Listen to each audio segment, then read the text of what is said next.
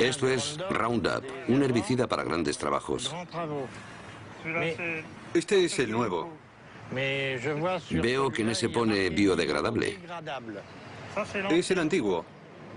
Ahora no lleva lo de biodegradable, así que ya no debe ser biodegradable. Es el mismo producto, no deben tener derecho a ponerlo ya. Seguro que no es biodegradable. Cuidado que no nos salpique en la cara. No, no, no. No soy un asesino. Estoy seguro de que esta soja Roundup Ready ya está lista para cosechar.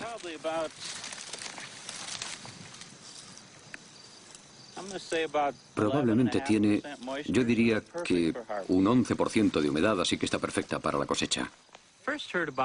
La primera vez que oí hablar de la soja Roundup Ready fue hace 8 años en una revista agrícola. Me pareció una innovación muy interesante. La soja contiene una proteína que ha sido introducida en la planta mediante manipulación genética que la hace resistente al Roundup. El Roundup se pulveriza sobre las plantas. Las ventajas son evidentes. Si busca en mis campos, no encontrará malas hierbas. Siga las instrucciones de empleo. Roundup no implica riesgo alguno para los seres humanos, animales domésticos y su medio ambiente. Marca registrada de Monsanto. Fabricado en Bélgica. Si ves caracoles, no los rocíes porque entonces no se podrán comer. Y ten cuidado con las fresas. Animo a todos los agricultores europeos a conocer la tecnología Roundup Ready. Francamente es muy buena para el medio ambiente. Es un sistema sostenible, así que pruébenlo.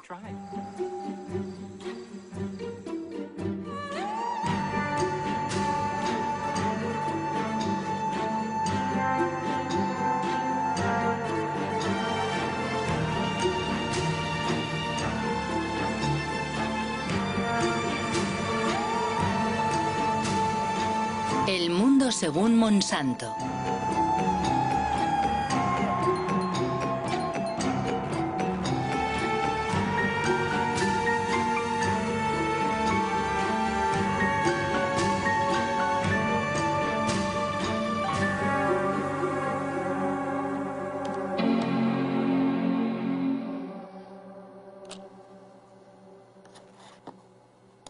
Monsanto.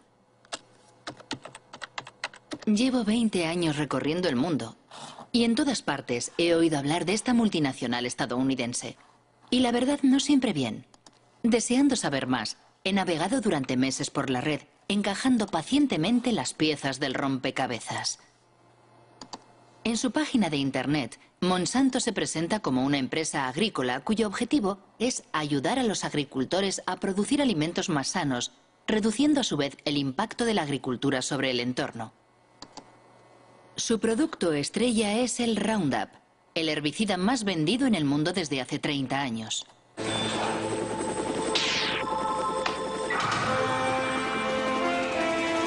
Una aplicación y se acabaron las malas hierbas. Roundup.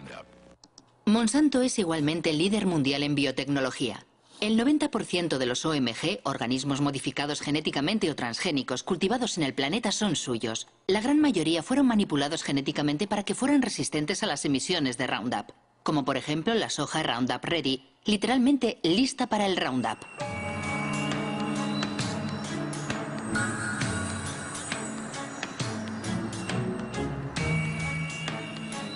Los transgénicos de Monsanto han invadido el mundo, pero nunca una aplicación agroindustrial había despertado tantas pasiones y polémicas. ¿Por qué? ¿Cuáles son los riesgos de los OMG? ¿Y puede el pasado de la empresa aclarar lo que realmente es o pretende ser en la actualidad? Fundada en 1901 en San Luis, en el estado de Missouri, Monsanto no ha sido siempre una empresa agrícola. Fue en primer lugar una de las mayores empresas químicas del siglo XX. La química trabaja para usted, al igual que Monsanto trabaja para usted. Monsanto. La química creativa hace maravillas para usted. Las maravillas cantadas por la publicidad han hecho de Monsanto una de las empresas más polémicas de la era industrial. Agente naranja, aspartamo, Hormonas del crecimiento bovino. PCB. Los PCB, aceites químicos utilizados como aislantes en los transformadores eléctricos, fueron la estrella de la compañía durante casi 50 años. Se comercializaron como Aroclor en Estados Unidos, Pyralene en Francia, Oclofen en Alemania, hasta el momento en que fueron prohibidos a comienzos de los años 80. Monsanto, PCB.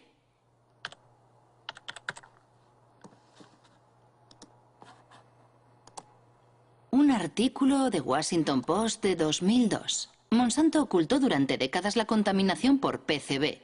Ocurrió en Anniston, en el estado de Alabama.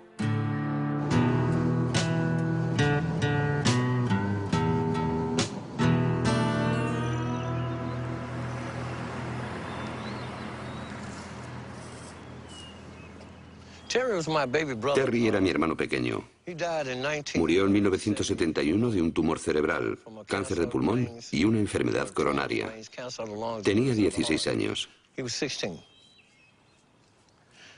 En los últimos 3 años he perdido a la mayor parte de mis amigos. Murieron a causa de enfermedades como el cáncer, la diabetes, la hepatitis, todas enfermedades relacionadas con los PCB.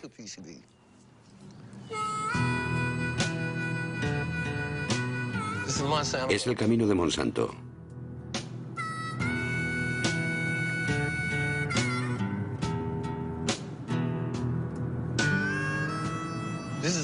Aquí solo viven negros. Siguen viviendo aquí a pesar de que todas las casas están contaminadas. Hace 6 meses descontaminaron ese jardín de allí. Antes había casas aquí, la gente vivía en ellas, pero todos se tuvieron que mudar y las casas fueron demolidas.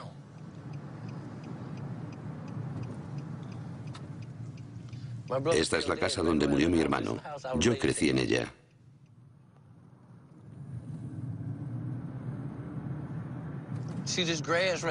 ¿Veis aquel talud? Ahí es donde están enterrados los PCB. Monsanto obtuvo permiso para enterrar los PCB en Anniston. Ese es el canal de Snow Creek, que corre sobre cemento. Salía de la fábrica y vertía los PCB justo aquí. El agua estaba envenenada y no se lo dijeron a nadie, salvo al Estado, que no nos dijo nada.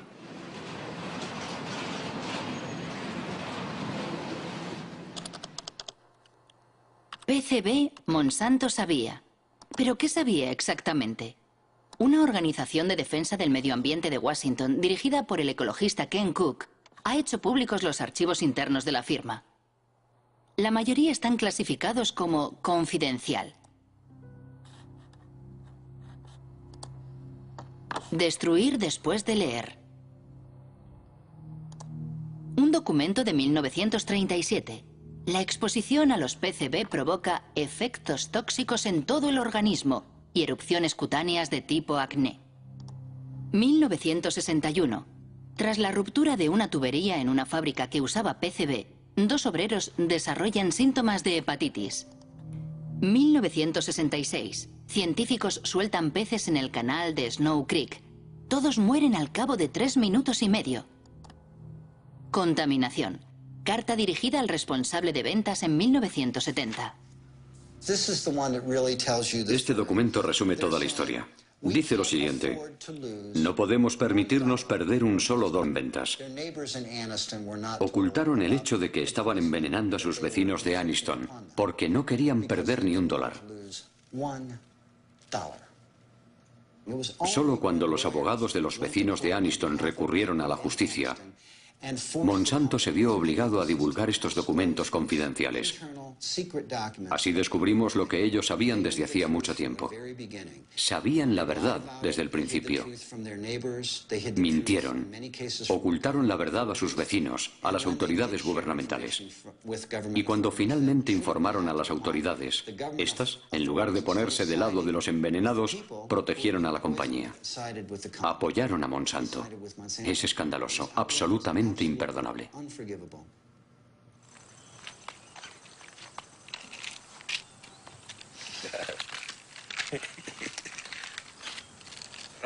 ¿Esta es toda tu medicación?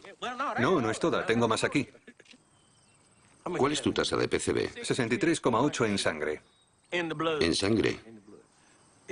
Si realizáramos una biopsia de su grasa, estaría en lo más alto de la escala con 3 o 4 mil partes por 1.000 millones.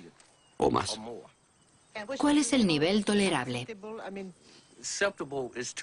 2 partes por 1.000 millones. Ese es el estándar mundial. Pero todos nosotros tenemos en la sangre y en el cuerpo más que en ningún otro lugar del mundo. ¿Es normal hablar del nivel de PCB aquí? Todos hablamos de ello porque es nuestra vida cotidiana. A veces se me acerca un niño y me dice, señor Baker, me han hecho los análisis y tengo 3 partes por 1.000 millones. ¿Cuánto tiempo me queda? Es una historia absolutamente terrible. ¿Pero qué piensan los científicos? En la red hay muchos artículos acerca de los efectos de los PCB en la salud humana. Uno de los mejores especialistas se llama David Carpenter. Él fue quien realizó los análisis a los habitantes de Anniston. Todos llevamos PCB en nuestro cuerpo. Los osos polares y los pingüinos tienen PCB. En el pasado se vertían los PCB solo en algunos lugares, pero con el tiempo han contaminado el aire y el agua. Ahora todo el planeta está contaminado por los PCB. Los PCB provocan numerosas enfermedades. La más conocida es el cáncer.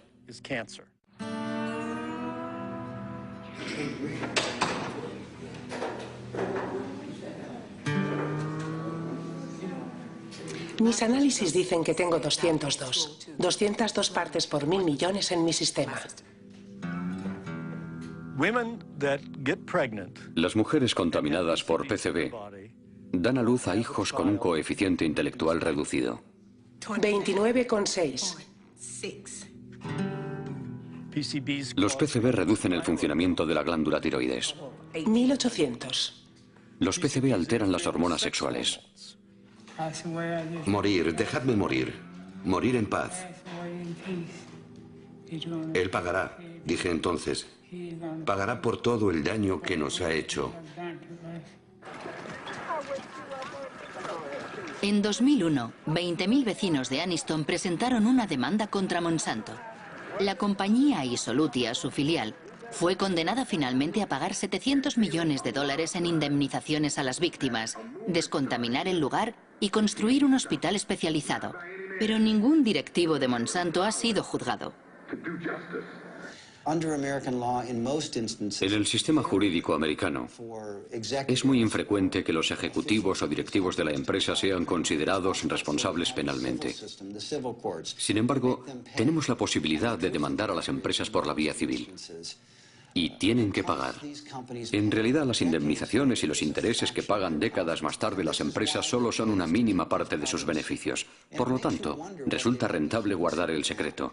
Nos preguntamos qué secretos estarán ocultándonos ahora. Nunca podremos confiar en que una gran empresa como Monsanto nos diga la verdad sobre un producto o un problema de contaminación. Jamás. No podemos confiar en Monsanto, dice Ken Cook. Y si tomamos como ejemplo el Roundup, el herbicida favorito de los jardineros y agricultores, ¿qué es exactamente? Es el nombre comercial dado por Monsanto al glifosato, un herbicida no selectivo o total, porque destruye todas las plantas. Lanzado al mercado en 1974, obtuvo un éxito fulgurante porque Monsanto afirmó siempre que era biodegradable y bueno para el entorno. Le presentamos Roundup, el primer herbicida biodegradable. Destruye las malas hierbas desde el tallo a las raíces y no contamina la tierra ni el hueso de Rex. Roundup, el herbicida con el que da gusto quitar las malas hierbas. Roundup, biodegradable. Ken Cook tiene razón. La empresa ha sido condenada 2 veces por publicidad engañosa. La primera en Nueva York, en 1996. La segunda en Francia, el año pasado. Los jueces consideraron que las menciones biodegradable, deja el suelo limpio y respeta el medio ambiente eran mensajes publicitarios engañosos. Más aún considerando que según los estudios realizados por el propio grupo Monsanto, solo se consigue un nivel de degradación biológica del 2% después de 28 días. He ahí la razón por la que biodegradable ha desaparecido recientemente de los bidones. Pero eso no es todo. Numerosos estudios científicos demuestran que el Roundup es altamente tóxico. Un ejemplo, el Roundup provoca alteraciones en la división celular. Un estudio del profesor Robert Bellet.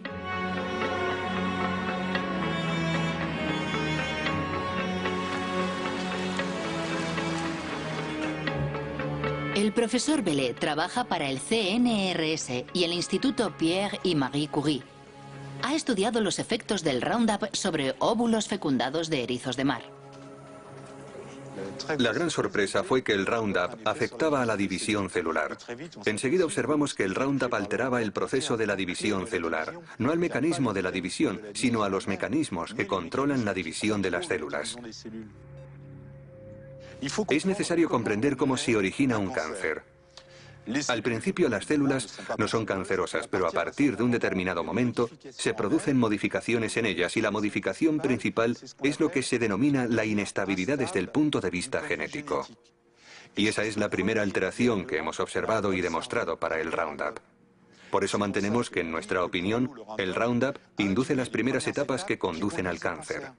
Y tenemos cuidado de no decir inductor del cáncer, porque el cáncer lo veremos dentro de 30 o 40 años. Inmediatamente cuando obtuvimos esos resultados, nos dimos cuenta de la importancia que podía tener para la gente que lo usa, porque las dosis con que trabajamos son muy inferiores a aquellas que utiliza la gente. Y pensamos, rápido, es necesario alertar lo antes posible y de la mejor forma posible a la opinión pública. Y para hacerlo pensé que lo mejor sería dirigirme a mis superiores y me sorprendió un poco, la verdad, muchísimo, cuando me sugirieron o incitaron vehementemente a que no hiciera públicos los resultados porque detrás estaba la cuestión de los transgénicos.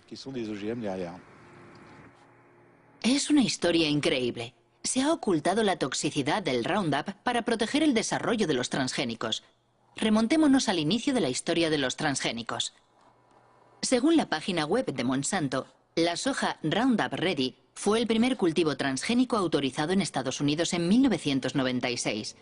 Sus productores están agrupados en la ASA, la Asociación Americana de la Soja, cuya dirección puede encontrarse en la página de Monsanto. John Hoffman, su vicepresidente, es un defensor incondicional de la biotecnología.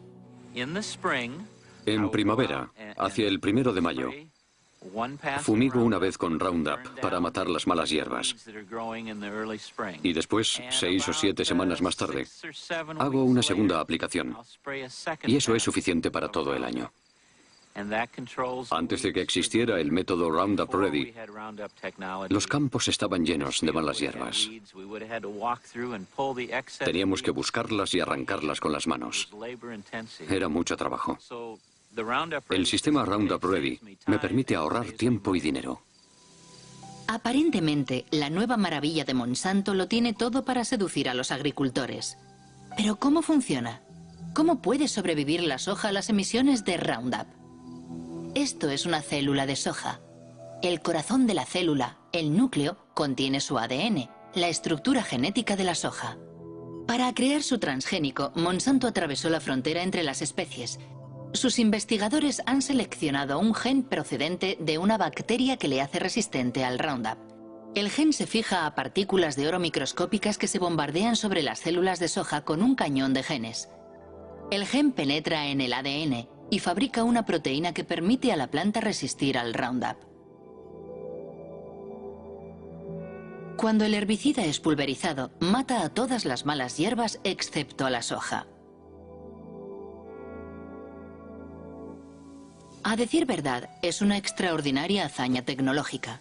Pero igualmente, la soja destinada a ser fumigada por un potente herbicida terminará en el plato del consumidor. Imaginamos que, por lo tanto, fue cuidadosamente estudiada antes de su comercialización. ¿Quién era el ministro de Agricultura en la época? Dan Glickman, ministro de Bill Clinton entre los años 1995 y 2000.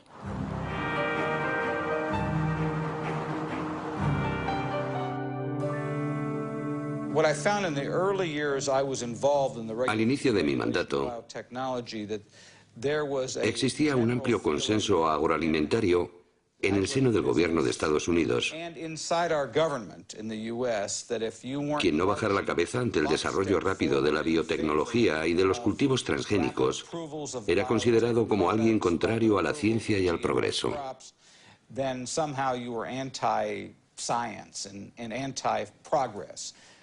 Sinceramente, pienso que deberíamos haber hecho más pruebas. Pero las empresas agroindustriales no querían porque habían hecho inversiones enormes para desarrollar esos productos. Y como responsable del organismo regulador de la agricultura, sufrí muchas presiones para que, digámoslo así, no fuera demasiado exigente. La única vez que me atreví a hablar durante el mandato de Clinton, recibí un buen tirón de orejas, no solo por parte de la industria, también por la gente del gobierno. De hecho, pronuncié un discurso en el que decía que era necesario estudiar con mayor rigor la regulación de los transgénicos. Y había personas dentro del gobierno Clinton, sobre todo en el área de comercio exterior, que se enfadaron conmigo. Me dijeron, ¿cómo puedes, tú que trabajas en agricultura, poner en duda nuestro sistema de regulación? Hasta aquí todo está claro. En Estados Unidos, el ministro de Agricultura no da la talla ante los intereses de las multinacionales. Pero, ¿cómo están regulados los transgénicos en Estados Unidos? El texto más importante ha sido publicado por la FDA, la Food and Drug Administration, la agencia encargada de la seguridad de los productos alimentarios y de los medicamentos. Título: Alimentos derivados de nuevas variedades de plantas. Fecha: 29 de mayo de 1992. Principio 1. Los alimentos obtenidos por modificación genética están sometidos a la misma regulación que los obtenidos mediante el cruce tradicional de plantas. Resumiendo, la FDA decidió no crear una categoría especial para los transgénicos. Para más preguntas, dirigirse a James Mariansky, quien entonces dirigía el Departamento de Biotecnología.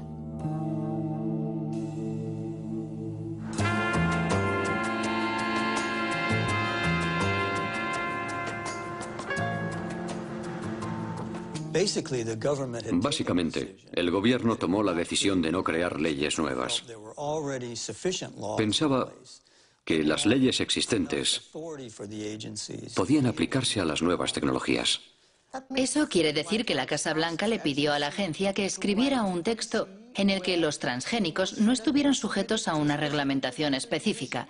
Pero no se hizo basándose en datos científicos. Fue una decisión política. Sí, fue una decisión política que afectaba a muchos ámbitos, no solo al de la alimentación. Se aplicaba a todos los productos de la biotecnología.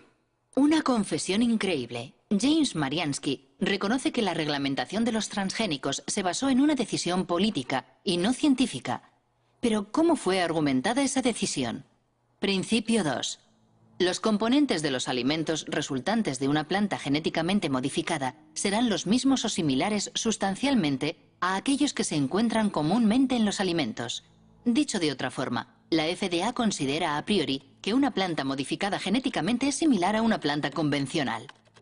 Es el denominado principio de equivalencia sustancial, que ha sido seguido en todo el mundo. Es el centro de debate que opone a los partidarios y detractores de los transgénicos. ¿Cómo pudo decir la FDA que una planta transgénica era similar a una planta convencional? Sabemos que los genes que se introducen en las plantas mediante la biotecnología producen proteínas muy parecidas a aquellas que hemos consumido durante siglos. Esa es la visión oficial de la FDA, cuestionada por Jeffrey Smith, autor de numerosas obras sobre los transgénicos. Michael Hansen, asesor científico de la Unión de Consumidores. Y el ensayista Jeremy Rifkin, que fue el primero en denunciar el principio de la equivalencia sustancial. Si los alimentos transgénicos están tan extendidos actualmente, es gracias a un engaño de la FDA. Ellos afirman que estos alimentos no son diferentes.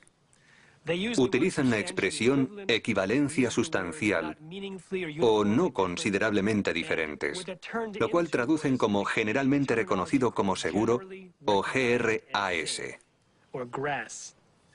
Normalmente, para que algo sea considerado GRAS, es necesario que se apoyen numerosos estudios y que existe un amplio consenso en el seno de la comunidad científica.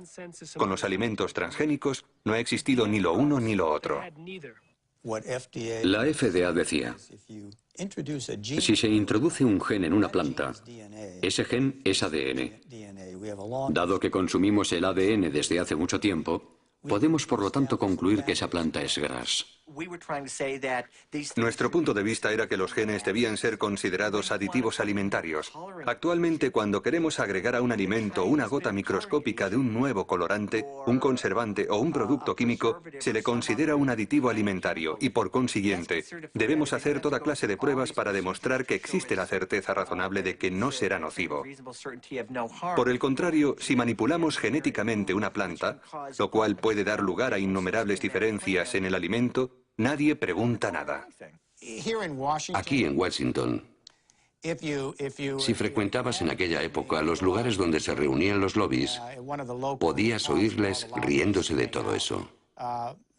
Todo el mundo sabía que el principio de equivalencia sustancial era un absurdo. Solo era una forma para todas esas sociedades, y particularmente para Monsanto, de sacar sus productos al mercado rápidamente con la menor injerencia gubernamental posible. Debo decir que defendieron muy bien sus intereses. Recuerdo una reunión en la que los científicos de Monsanto se encontraron con los científicos de la FDA. Hablaban de las modificaciones que provocaban sus trabajos y le preguntaban al FDA cómo iba a regular esos productos. Jamás he visto una sociedad con una influencia tan determinante y a un nivel tan alto sobre las autoridades gubernamentales a cargo de la reglamentación como Monsanto con sus alimentos transgénicos. Existe un documento excepcional en el que se puede ver a George Bush, padre, visitando los laboratorios de Monsanto. Tuvo lugar 9 años antes de la comercialización de la soja Roundup Ready. Me gustaría enseñarle algunos de los pasos que hemos de dar para llevar un gen de un organismo a otro. En realidad, hará las mismas y pequeñas manipulaciones que realizamos en el laboratorio, donde seleccionamos el ADN, lo separamos y lo mezclamos en diferentes partes para unirlas. ¿Unirlas? Unirlas de nuevo. Esta probeta contiene ADN extraído de una bacteria. El ADN tiene el mismo aspecto sea de una planta o de un animal. ¿Qué es lo que estamos viendo? Ah, ya veo. ¿Para qué sirve esto? ¿Para conseguir una planta más fuerte o una planta resistente? En este caso, resistente al herbicida. Comprendo. Tenemos un herbicida fantástico. Este es el químico que... Cuando George Bush efectúa su visita al castillo de Monsanto, es vicepresidente de Ronald Reagan. La consigna de la administración republicana es la desregularización. Se trata de favorecer a la industria reduciendo al máximo las trabas burocráticas, como los exámenes sanitarios o medioambientales sobre los nuevos productos. Y ese es exactamente el problema de Monsanto. Acabamos de solicitar al gobierno que nos permita probarlo por primera vez en una granja de Illinois este año. Seguimos alucinando con esto. Perderemos otros años. Los gastos se disparan y nunca pasa nada. Francamente, debo decir que no tenemos ninguna queja sobre la forma en que el gobierno lleva el tema. Es un proceso muy ordenado. Tienen que asegurarse de hacer lo correcto con estas cosas nuevas. Si en septiembre no tenemos la autorización, puede que pensemos de forma diferente. Llámenme. Nuestro trabajo es la desregularización. Tal vez podamos ayudarles. En 1988, Dan Quayle ocupa el cargo de George Bush, que ha sido elegido presidente de Estados Unidos. 4 años después, el nuevo vicepresidente hace pública la política del gobierno estadounidense relativa a los transgénicos, conforme a los deseos de Monsanto. Damos este paso como parte de la iniciativa presidencial de eliminación de reglamentación, ahora en su segunda fase. Estados Unidos ya es el líder mundial en biotecnología y queremos que siga siéndolo. Solo en 1991 la industria de la biotecnología ha supuesto 4.000 millones de dólares. Esperamos que alcance los 50.000 millones de dólares en el año 2000. siempre que impidamos la proliferación de una regulación innecesaria. ¿Cree que fue una conspiración? La palabra conspiración es un poco fuerte, pero desde el punto de vista de la empresa, sin duda fue un asalto al poder. Enseguida, un tal Michael Taylor se convirtió en el administrador adjunto de la FDA, justo en el momento en el que se estaban redactando las normas de los alimentos transgénicos. ¿Quién es Michael Taylor? En Internet solo hay una imagen de ese hombre oscuro. Actualmente dirige la Fundación Recursos para el Futuro.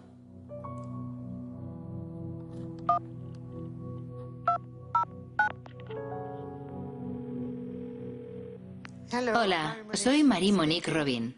Hola, soy Mike Taylor. Quisiera preguntarle sobre su papel cuando trabajaba en la FDA. Antes de ser contratado por la FDA, usted fue abogado de Monsanto durante 7 años, ¿no es así? Bueno, era socio de un bufete de abogados del cual Monsanto era cliente y trabajé en algunos asuntos de Monsanto, sí. Ajá. Aparentemente, si lo que he leído es cierto, la FDA creó un cargo nuevo para usted, jefe de la Comisión de Reglamentación.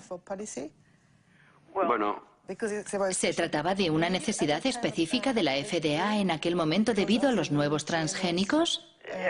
yo no tuve nada que ver con los alimentos transgénicos, nada en absoluto. Yo no fui el creador de esa política, pero eso es, simplemente, eso es falso. Llegó a la FDA en julio de 1991. Hasta esa fecha había trabajado en el bufete de abogados King y Spalding. Entre sus clientes se contaba no solo Monsanto, también el IFBC, el Comité Internacional de los Alimentos y la Biotecnología. Escribió un documento para el IFBC explicando la manera en la que al Consejo le gustaría que se reglamentaran los alimentos transgénicos. Si comparamos la propuesta de Michael Taylor para el IFBC y el texto publicado por la FDA, son muy parecidos. Si él no es el autor del reglamento, entonces alguien cogió su documento y lo modificó levemente antes de publicarlo. El señor Taylor era entonces el comisario adjunto y fue él quien dirigió el proyecto. Él era el jefe, el autor del reglamento, el responsable de llevar el proyecto a buen término.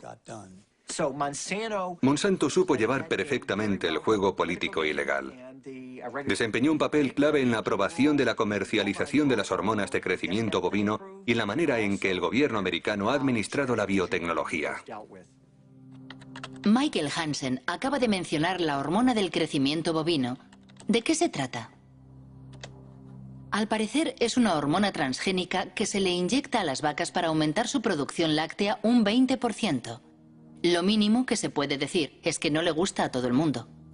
La hormona es una amenaza para nuestra salud. Veneno mortal. Manipulación. Bautizada como RBGH, hormona recombinante de crecimiento bovino, el producto es comercializado por Monsanto desde 1994 con el nombre de Posilac.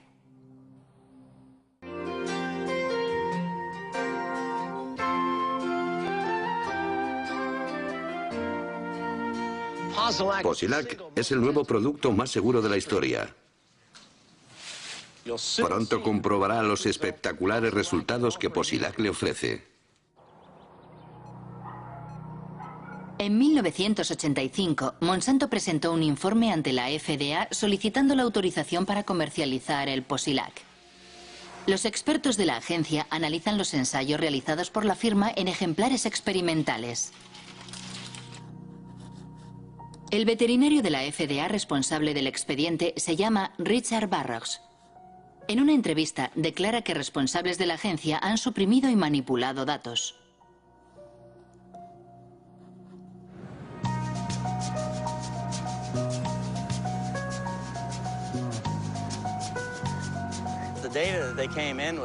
Los datos científicos que la empresa enviaba no tenían en cuenta las necesidades de los productores de leche. A saber, 2 cuestiones clave. Enfermedades como la mastitis, es decir, la infección de las ubres, y los problemas de reproducción. Cuando vi que faltaban aquellos datos, les dije, chicos, tenéis que recoger más información. Eso les retrasó de 2 a 3 años. ¿Informó a la FDA de sus preocupaciones? Poco a poco me fueron marginando.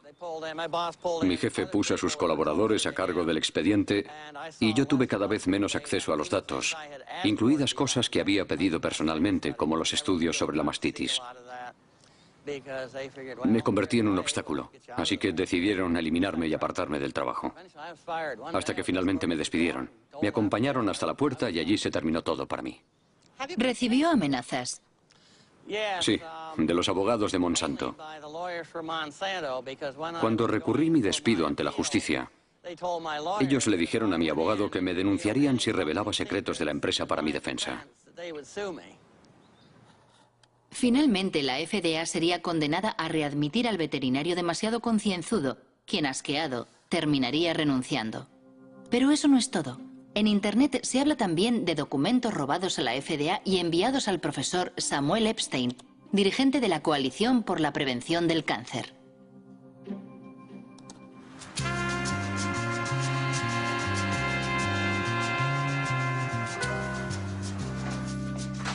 En 1990, el profesor Epstein publica un artículo en The Milkweed, una revista de referencia especializada en leche que dirige el periodista Pete Hardin. Una primicia basada en documentos secretos que los dos hombres investigaron minuciosamente. Un día encontré en la oficina una caja enorme llena de documentos enviada desde Washington por un remitente anónimo.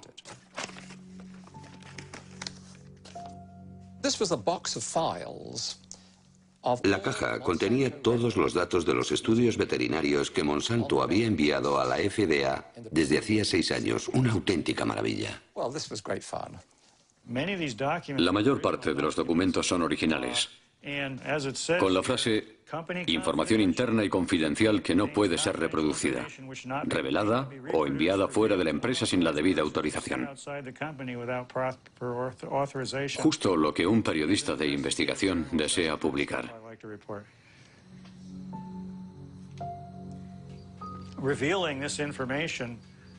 La revelación de esos informes enfureció a Monsanto y a la FDA. Nosotros demostramos que los cambios fisiológicos observados en los animales tratados con la hormona eran dramáticos.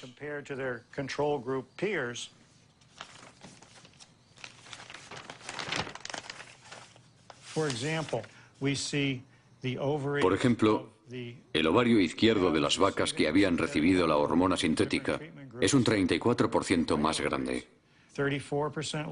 Hasta un 42 o un 44% según los grupos. Más aún, los informes demuestran que los animales tratados tienen graves problemas para reproducirse. Los datos son concluyentes. Nosotros proporcionamos los datos sin procesar y procesados, datos contrastados no por nosotros para su verificación. Las autoridades sanitarias que han analizado la somatotropina bovina han comprobado que no existe ningún riesgo para los consumidores. Para Monsanto, la hormona no solo no representa ningún problema, sino que solo conlleva beneficios para el consumidor. Como la composición química de la leche no es alterada por el Posilac, sus propiedades y su gusto no cambian.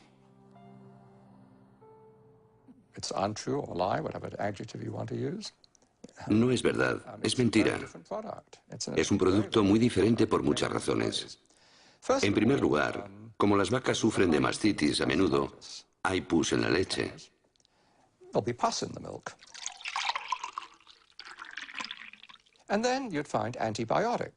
Además, debido al tratamiento de la mastitis, se encuentra una gran cantidad de antibióticos en la leche. Por último, se ha observado un aumento importante del llamado IGF-1, el factor insulina de crecimiento. Desde los años 80, unos 60 estudios han demostrado que existe una relación directa entre un nivel elevado de IGF-1 y el cáncer de mama, de colon y de próstata. Es una historia absolutamente asombrosa. ¿Hubo otros países que autorizaran la RBGH? Al parecer, la hormona fue prohibida en Europa y Canadá. En Canadá también. La Agencia de la Salud de Canadá suele calcar sus decisiones de la FDA. RBGH. Escándalo en Santé, Canadá. Monsanto acusado de intento de soborno. En octubre de 1998, 3 científicos de Santé, Canadá, declararon ante una comisión del Senado por oponerse a la comercialización de la hormona transgénica. El escándalo ha sido descubierto por el Dr. Shiv Chopra, un whistleblower, en inglés, alguien que da la voz de alarma.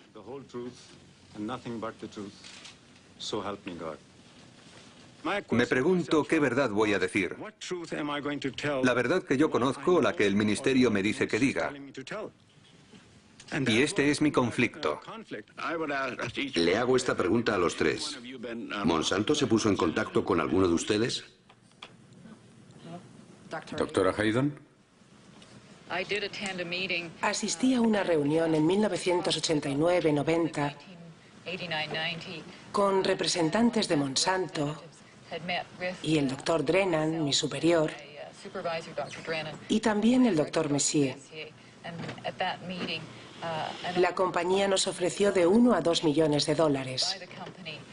No sé lo que sucedió después, pero mi director dijo después de la reunión que iba a presentar un informe sobre lo ocurrido a sus superiores. ¿Cómo reaccionó Monsanto? Bien, Monsanto no negó que hubiera ofrecido 2 millones de dólares durante aquella reunión. Después dijeron que había sido una propuesta para hacer más investigaciones en Canadá sobre la vaca canadiense. En cualquier caso, el resultado es que la hormona transgénica no ha sido autorizada en Canadá. Tras las revelaciones de Canadá, el Parlamento Europeo la prohibió para siempre. Después, de repente, Margaret Haydon, Gerard Lambert y yo fuimos despedidos por desobediencia. ¿Fueron despedidos? Sí, nos despidieron y llevamos el asunto a los tribunales. No a la hormona del crecimiento bovino. En Estados Unidos, el Congreso había abierto también una investigación a petición de los detractores de la hormona transgénica. Entre otras cosas, denunciaban la prohibición de etiquetar la leche según su origen, lo cual impedía elegir a los consumidores. Curiosamente, la investigación nunca concluyó. La hormona de crecimiento bovino BGH es una prueba de la aceptación de la ingeniería genética por el consumidor. ¡A la basura! ¡A la basura! ¡A la basura!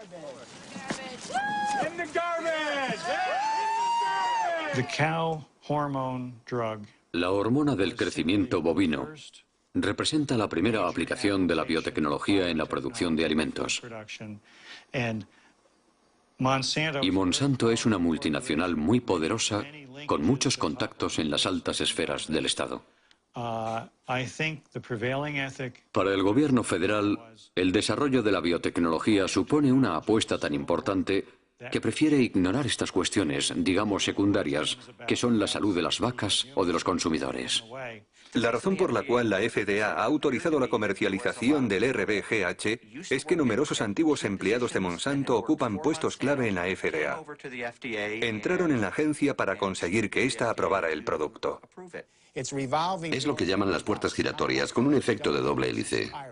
¿Puertas giratorias? Sí, las puertas giratorias. No solo en agricultura hay puertas giratorias. Las hay en muchos sectores. Donald Rumsfeld fue director general de Shell, una filial de Monsanto. El antiguo embajador estadounidense de Comercio Exterior, Mickey Cantor, fue consejero de administración de Monsanto. Clarence Thomas, juez de la Corte Suprema, trabajó para Monsanto. Monsanto, puertas giratorias, en francés las sillas musicales. Estado de la cuestión no exhaustivo en 1999. Linda Fisher pasa de la EPA a la Agencia de Protección Ambiental a Monsanto. Michael Friedman de la FDA a Monsanto. Marshall Hale y Josh King de la Casa Blanca a Monsanto. Margaret Miller de Monsanto a la FDA. William de Ruckelshaus de la EPA a Monsanto. Sin olvidar a Michael Taylor, que ha hecho varias veces el camino de ida y vuelta. Una vez terminada su misión en la FDA, ¿fue nombrado vicepresidente de Relaciones Públicas de Monsanto? Sí. ¿Para usted no existe el conflicto de intereses? No. No. Y de nuevo, las reglas son las reglas. Y yo jugué según las reglas. Considero que en términos de aceptación pública ha sido un error tras otro. Cuando intentas tener una estrategia para que el público comprenda y acepte una nueva tecnología, el hecho de que la primera aplicación esté relacionada con la leche de la cual producimos más de la que necesitamos, ayuda a crear un clima de... Sospecha. Sospecha. Creo que la idea de que las compañías no estén obligadas en todos los casos de alimentación transgénica a contar con la autorización de la FDA, a diferencia de lo que ocurre en Europa, creo que eso, para la confianza del público, desde la perspectiva del consumidor, no es un sistema suficiente. Personalmente dije que el Congreso debía cambiar la ley. El Congreso debería crear un sistema de notificación obligatorio que asegure que todos los productos sean supervisados por la FDA y que la FDA certifique la seguridad de todos los productos. Una declaración sin duda muy interesante. Al parecer, Michael Taylor se arrepiente de la normativa que él mismo firmó en 1992. ¿Qué pensaban los científicos de la FDA? ¿Existía un consenso sobre la regulación de los transgénicos? Documentos internos demuestran que la agencia ignoró las inquietudes de sus propios científicos. Firmado Steven Drucker.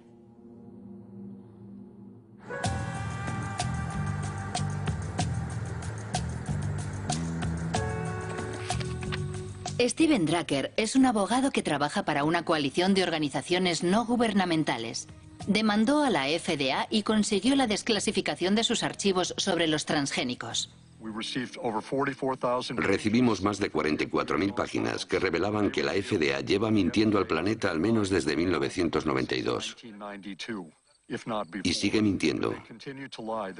Finge que el principio de equivalencia sustancial entre los alimentos transgénicos y las plantas convencionales está basado en un amplio consenso en el seno de la comunidad científica y que numerosos datos científicos lo demuestran. Esas dos afirmaciones son mentiras flagrantes. Por ejemplo, el doctor Luis Privil, del Departamento de Microbiología de la FDA, ha escrito: hay una enorme diferencia entre los efectos inesperados que pueden provocar las plantas tradicionales y los alimentos transgénicos. A continuación añade que ciertos aspectos de la manipulación genética podrían resultar más peligrosos. Las inquietudes expresadas por los expertos de la FDA eran tan importantes que la doctora Linda Kahl, de la FDA, responsable del seguimiento y la síntesis de sus consejos, redactó un informe para el coordinador de biotecnología de la FDA, el doctor James Mariansky.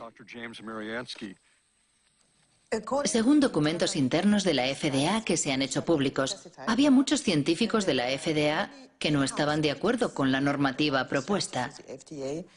Por ejemplo, aquí tengo el informe que Linda Kahl le envió. Sí. Sí. Ella decía, los procesos de manipulación genética y de cruce tradicional son diferentes. De cruce tradicional son diferentes. Y según los expertos de la agencia, conllevan riesgos diferentes. Conllevan riesgos diferentes. Es cierto que en el interior de la agencia existían opiniones divergentes. Eso es lo que Linda Kahl resume en su informe. Pero cuando terminamos de redactar la normativa, todos los científicos estaban de acuerdo.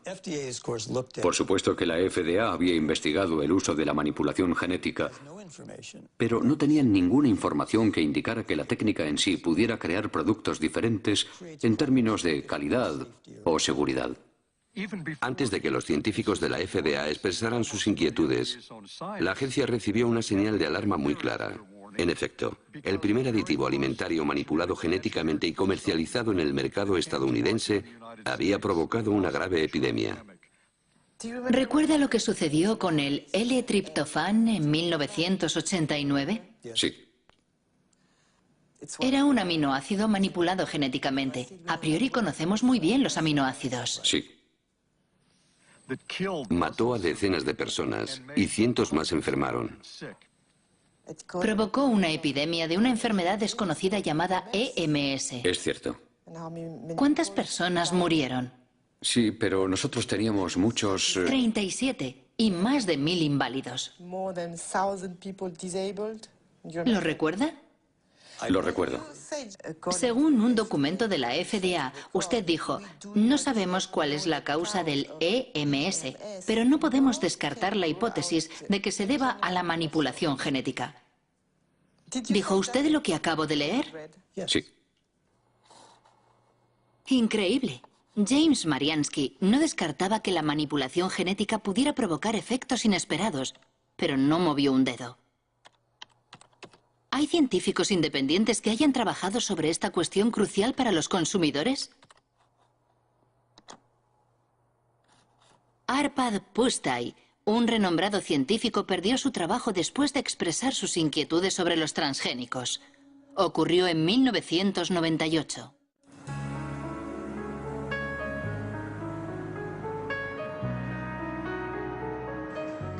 Arpad Pusztai trabajaba para el Instituto Rowlett, en Escocia, y había dirigido un estudio sobre las patatas transgénicas por encargo del Ministerio de Agricultura.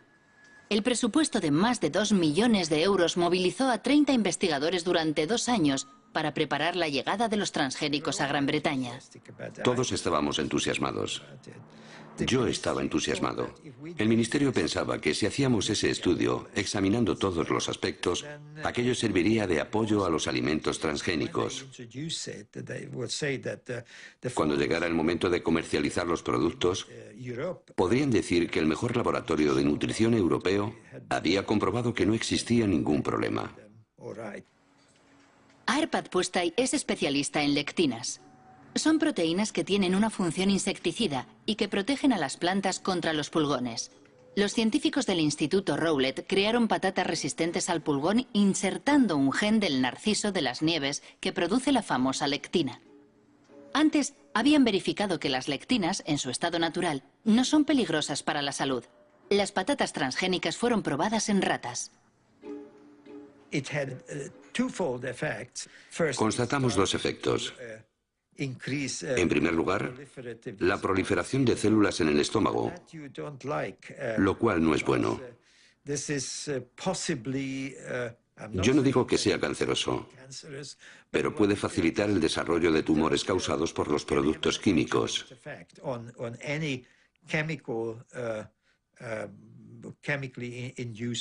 Además, el sistema inmunitario del estómago estaba alterado. No sabemos si eso es bueno o malo, pero en cualquier caso, el organismo trataba a las patatas como cuerpos extraños.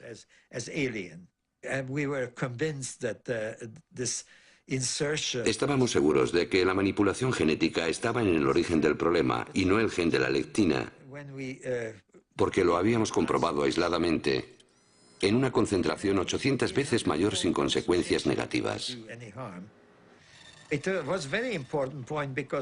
Era muy importante porque la FDA hablaba en la época de una tecnología neutra. Nosotros dijimos en público que el problema en sí no era el gen, sino la técnica de inserción. Cuando llegaron a Gran Bretaña los primeros cargamentos de soja norteamericana, la BBC entrevistó a Arpad Pusztai sobre la cuestión. Como científico que trabaja en este campo,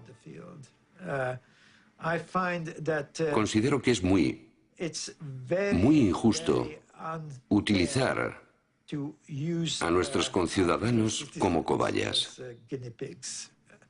Creo que jamás me perdonaron que dijera aquello.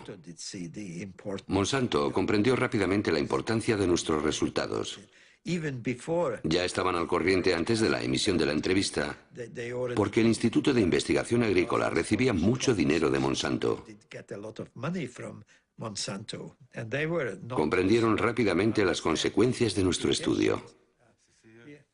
A la mañana siguiente de la emisión de la entrevista, Arpad Pusztai es despedido y su equipo de investigación disuelto. El profesor Stanley Ewen, un renombrado histólogo, era el encargado de estudiar el impacto de las patatas transgénicas en los órganos de las ratas. Desde aquel incidente no se hace ninguna ilusión sobre la independencia de la ciencia. Yo estaba extraordinariamente enfadado y muy alterado. Era como si el suelo hubiera desaparecido bajo mis pies. ¿Qué era lo que había pasado? También desacreditaron a Stanley. No solo a Arpad y a mí. Stanley fue jubilado y desacreditado en la universidad. ¿Es verdad? Sí. Sí. Fue muy duro. El lunes nuestro trabajo era formidable. El martes merecía estar en la basura. Yo tenía una ligera idea de lo que había podido ocurrir, pero no pude confirmarlo hasta hace algo menos de 8 años. Estaba en una cena, y en la mesa, a mi lado, había alguien del Instituto Rowett llamado Dataroi. En cierto momento le dije, es horrible lo que le pasó a Arpad, ¿verdad? Y él me respondió, sí, pero ¿no sabías que Downing Street llamó 2 veces al director? Entonces comprendí que había algo supranacional en todo este asunto. El despacho de Tony Blair había recibido presiones para detener nuestro trabajo porque los norteamericanos pensaban que podría crearle problemas a su industria biotecnológica. El caso de Arpad Pusztai provocó un rechazo masivo a los alimentos transgénicos en Gran Bretaña, apoyado por Greenpeace. Hasta tal punto que un año después, Robert Shapiro, presidente de Monsanto, aceptó participar en una teleconferencia organizada por la Asociación Ecologista. Es el único documento filmado que existe del antiguo presidente que había inclinado la compañía al área de la biotecnología, lanzando un nuevo lema: alimento, salud y esperanza. Monsanto hizo grandes esfuerzos para imponer sus productos en todos los ámbitos con el apoyo pleno de las multinacionales fabricantes de alimentación, distribuidores, empresas de comunicación, agencias estatales e incluso gobiernos. No se comportan como una empresa que ofrece vida y esperanza, sino como matones que intentan imponer sus productos. Sí, soy un matón, pero me parece que no soy un matón con éxito. Me gustaría empezar señalando que la biotecnología es una herramienta. La biotecnología en sí misma no es ni buena ni mala. Puede usarse bien o muy mal. Los productos que están en el mercado han sido comprobados por los órganos de vigilancia que la sociedad ha establecido con el fin de asegurar no solo su seguridad, también la seguridad medioambiental de esos productos.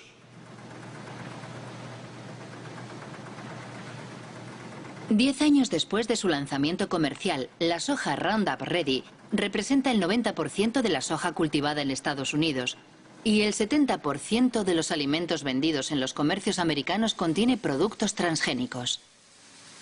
A diferencia de lo que ocurre en Europa, los consumidores no pueden elegir porque está prohibido etiquetarlos como transgénicos. Una consecuencia directa del principio de equivalencia sustancial. Tengo un grano de soja en la mano y lo puedo comer con toda confianza. Es muy seguro. Creo que la FDA confía en que esta soja es tan segura como las demás variedades. ¿Cómo puede estar tan segura la agencia? Se basa en los datos que la empresa proporcionó a la FDA y que han sido evaluados por los científicos de la agencia. A ninguna empresa le interesa realizar un estudio para, a continuación, ocultar los resultados. ¿Cómo puede estar tan seguro James Mariansky? Si tecleamos Monsanto falsificó estudios científicos, obtenemos 174.000 respuestas. Entre ellas un informe de la EPA, la Agencia de Protección Ambiental de Estados Unidos.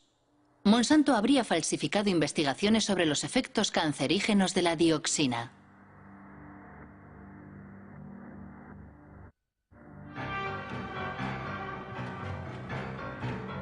La historia comienza en Nitro, en una fábrica de Monsanto que fabrica un potente herbicida denominado 245T. En 1945, una explosión provoca efectos inesperados. 228 obreros desarrollan una enfermedad muy desfigurante, el cloracné. La causa es la dioxina, un subproducto altamente tóxico que contiene el 245T.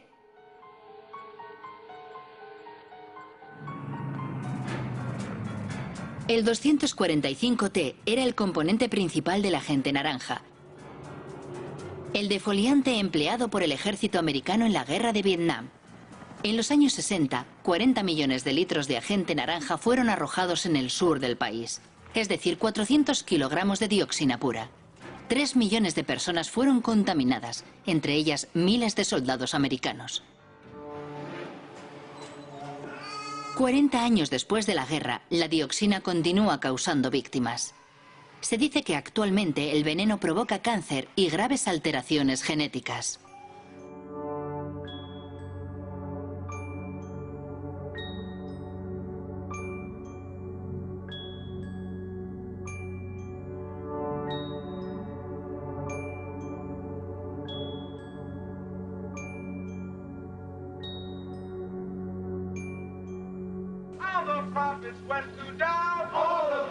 En 1978, cuando los veteranos de guerra estadounidenses demandaron a los fabricantes del agente naranja, exigiendo una indemnización, Monsanto financia 3 estudios sobre los efectos a largo plazo de la dioxina.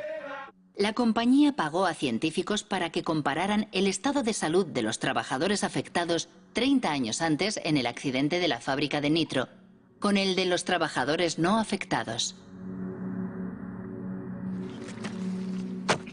2 personas conocen muy bien ese estudio.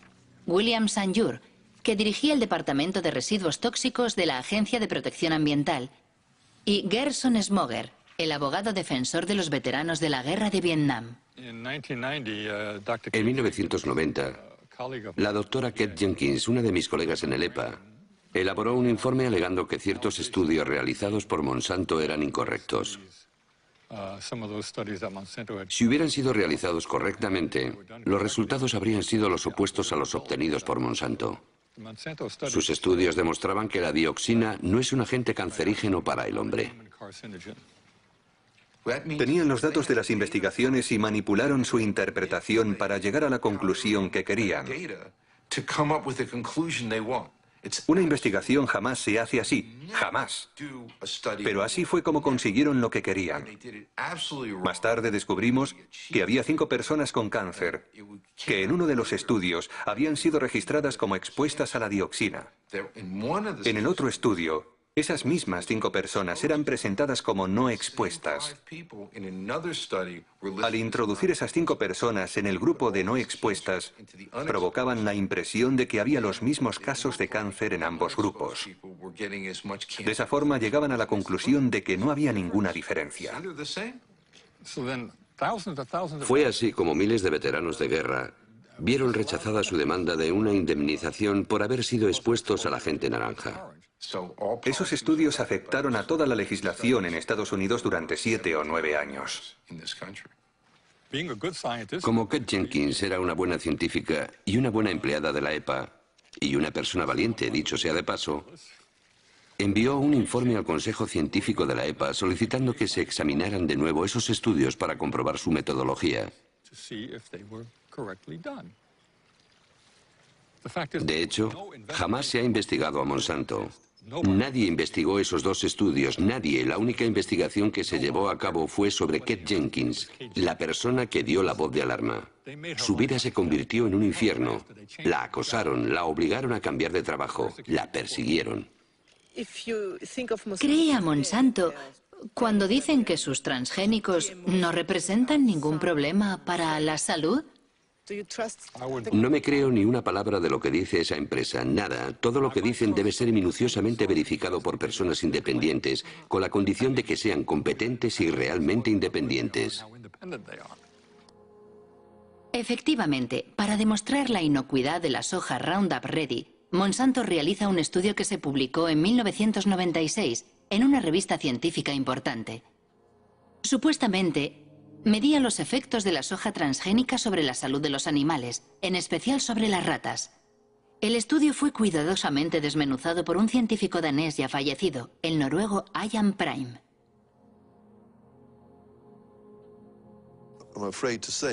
Para mí, este estudio tiene muy poco valor. Resulta decepcionante, sobre todo sabiendo que sirvió de base al principio de equivalencia sustancial. Hay cosas sorprendentes. Por ejemplo, esta frase: los estudios sobre la alimentación de los animales nos proporcionan la seguridad parcial de que no hay cambios importantes. ¿Cómo que parcial? Eso no es suficiente. Yo quiero el 100% de seguridad. Por ejemplo, en la página 723 se puede leer: salvo por su coloración más marrón, los hígados parecían normales durante la autopsia. ¿Cómo se puede decir eso sin estudiar el interior del hígado? Sin estudiar las muestras al microscopio para ver si no hay diferencias. Además, usaron ratas viejas. Cuando se quieren ocultar los problemas, no hay nada mejor que coger animales adultos, porque son los jóvenes los que permiten observar si se ha producido alguna modificación. Podemos afirmar que se trata de mala ciencia, porque proporcionan muy pocos datos. ¿Intentó conseguir los datos originales del estudio sobre las ratas? Yo no, pero un colega sí. Fue muy largo y frustrante, porque tuvo que ir de despacho en despacho. Y finalmente, la respuesta fue negativa. Si no hay nada que ocultar, no debería ser un problema. Los datos deberían estar a disposición de todo el mundo para que se pueda trabajar con ellos. Pero cuando vemos que se ocultan los datos, todos sospechamos. Nos preguntamos por qué los ocultan así.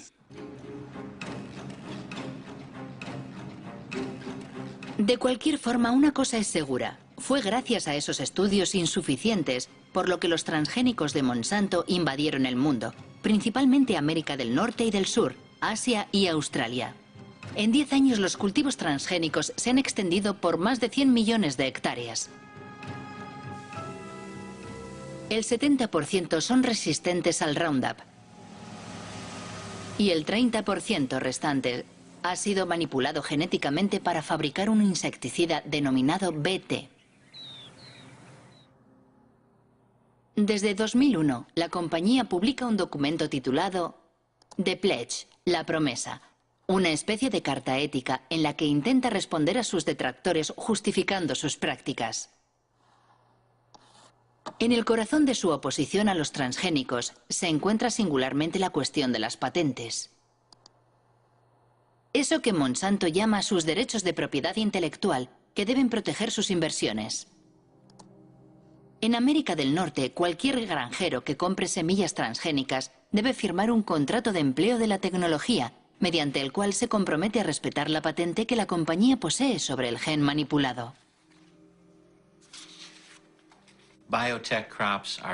En Estados Unidos, los alimentos transgénicos están protegidos por la ley de patentes. Por esa razón, no tengo derecho a guardar granos para sembrarlos el año siguiente.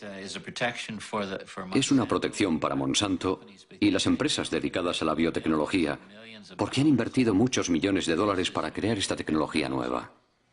¿Cómo puede saber Monsanto que alguien ha vuelto a plantar sus semillas?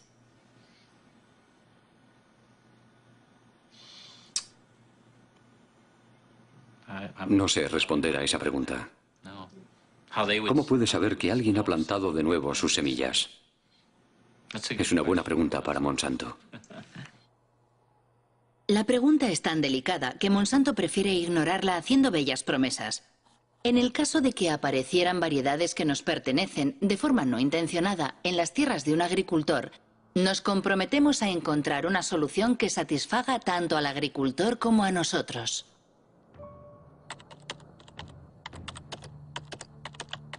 Pero la realidad resulta mucho menos idílica. El Centro para la Seguridad Alimentaria de Washington ha publicado un estudio sobre los agricultores demandados por Monsanto por no respetar su patente sobre semillas. Se han contado al menos un centenar de procesos y numerosas quiebras. Entre las víctimas se cuenta Troy Rush, un agricultor de Indiana.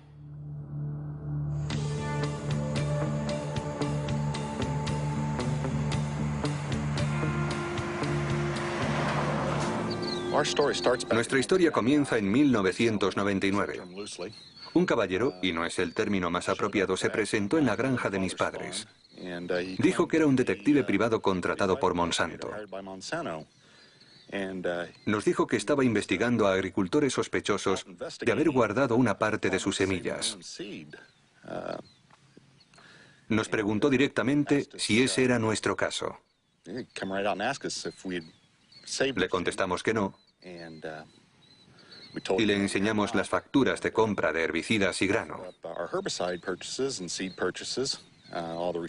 Incluso le dimos las direcciones de los vendedores para que lo comprobara personalmente, pero declinó nuestra invitación. Después de aquel incidente, Monsanto demandó a mi familia. Monsanto presentó documentos que, supuestamente, eran análisis de muestras recogidas en nuestra granja. Para obtener las muestras, Monsanto tuvo que entrar en nuestras tierras sin autorización y robarlas. Recuerdo que aquel año habíamos plantado 200 hectáreas de soja Roundup Ready. Era un contrato que teníamos con un productor de semillas para producir simiente. El contrato era muy preciso porque indicaba dónde íbamos a sembrar. Era muy fácil de comprobar y todo el mundo lo sabía. ¿Por qué negociaron un acuerdo amistoso con Monsanto?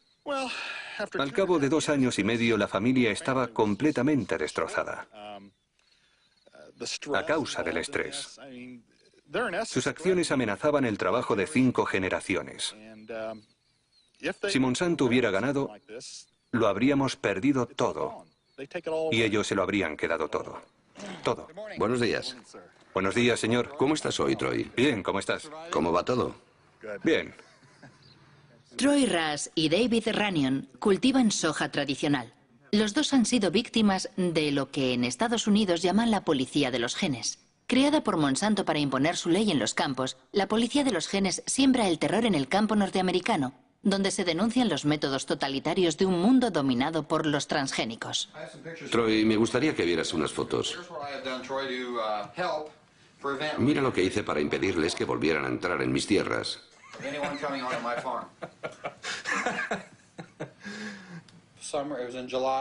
Era el mes de julio de 2003. Llegaron a mi casa sobre las 19 horas. ¿Quiénes fueron? Los empleados de Monsanto. Me enseñaron su tarjeta de visita y me hicieron algunas preguntas sobre mis cultivos de soja, de maíz y sobre dónde vendía mi cosecha. Les dije, vale, se acabó la conversación. Las patentes lo han cambiado todo. Han destruido la confianza que existía entre vecinos. Personalmente, solo hablo y tengo amistad con 2 agricultores. ¿De verdad tienen miedo los agricultores? Por supuesto que tienen miedo. Es imposible defenderse de esa compañía. Han creado una industria cuyo único objetivo es destruir las vidas de los agricultores. Todo el mundo tiene miedo. ¿Tiene miedo de que le denuncie un vecino? Sí. ¿Sí? Sí, es sencillo. Solo hay que marcar el 1-800 Monsanto. No, perdón, 1-800 Roundup. Recuerdo que animaban a los agricultores a llamar a ese número gratuito para delatar. ¿Por qué hace todo eso Monsanto? Para controlarlo todo. ¿Las semillas? Sí. Quieren controlar la simiente.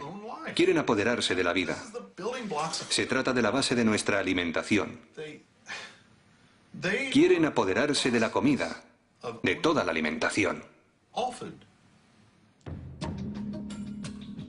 Entre 1995 y 2005, Monsanto adquirió una 50 de compañías semilleras en todo el mundo.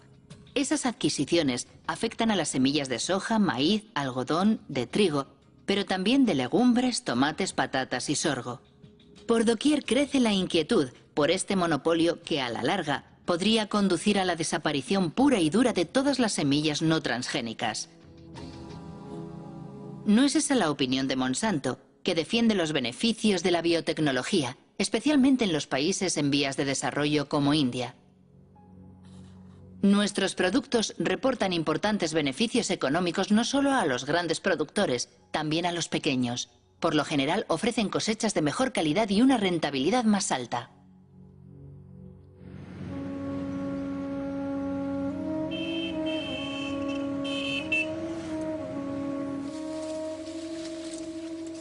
India es el tercer productor mundial de algodón. En 1999, Monsanto compró Maiko, la primera empresa productora de semillas del país. 2 años más tarde, el gobierno indio autorizó los cultivos BT, denominados Bollgard, que fueron manipulados para fabricar un insecticida que supuestamente repele los ataques del gusano americano, un parásito del algodón. Día y noche, las 24 horas todos los días. Bollgard te protege. Este es el poder de Bollgard. Menos herbicida, más beneficios. Semillas de algodón Bollgard. El poder para vencer a los insectos. Desde el año 2001, Kiran Sakari y Abdul Gaim estudian día a día los cultivos del algodón transgénico entre los pequeños agricultores del distrito de Warangal. Cada año, estos 2 ingenieros agrónomos publican un informe comparando el rendimiento y los costes de producción del algodón BT con el del algodón convencional. En 2006, la cosecha fue arrasada por una enfermedad que afecta a los cultivos transgénicos. Las plantas de este campo de algodón Bollgard están infectadas por la Rhizoctonia. El interior del tallo es fibroso, al contrario que en una planta sana. Es típico de esta enfermedad. Todos los agricultores dicen que nunca lo habían visto. En el estudio que realizamos en 2001, solo observamos la enfermedad en algunas plantas de algodón BT. Pero con el tiempo se ha extendido y ahora no solo la encontramos en los campos de algodón BT, también en los cultivos no transgénicos. Personalmente creo que existe una mala interacción entre la planta manipulada y el gen insertado. Eso provoca una mayor debilidad en la planta que ya no se resiste a la Rhizoctonia. He leído en la página web de Mahiko Monsanto que el algodón BT reduce supuestamente en un 79% el uso de pesticidas y aumenta el rendimiento en un 30%. Pero es un fracaso total. Invariablemente, al cabo de 70 o 90 días hay que tratar a las plantas contra el gusano americano, aunque sea algodón BT. ¿Cómo se explica que tantos agricultores compren semillas BT? Para los campesinos la oferta es muy reducida. Después de la última cosecha era muy difícil encontrar semillas en el mercado que no fueran BT.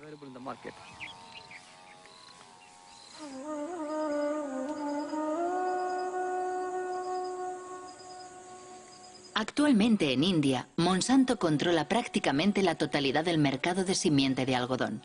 Una manera de imponer sus semillas transgénicas 4 veces más caras que las semillas convencionales. Para conseguirlas, los campesinos se ven obligados a empeñarse con intereses de usura. Si la cosecha es mala, van a la quiebra. Es una espiral infernal que está diezmando las aldeas indias.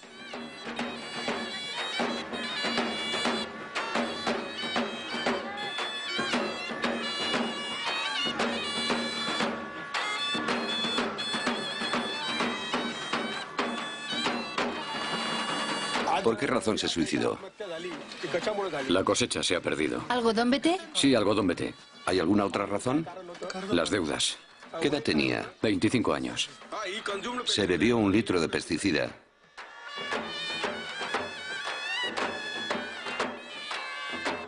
¿Es el primer suicidio en la aldea? No.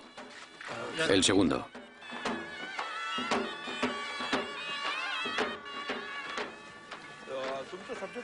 Funerales como el que acabamos de ver se repiten 3 veces al día en la región de Vidarbha, donde el algodón BT se introdujo en 2005. Es cierto que a pesar de no ser un fenómeno nuevo en la India, con la introducción de los transgénicos se ha incrementado notablemente. Pero pocos han denunciado este escándalo internacional que enfrenta en un combate desigual al fuerte con el débil.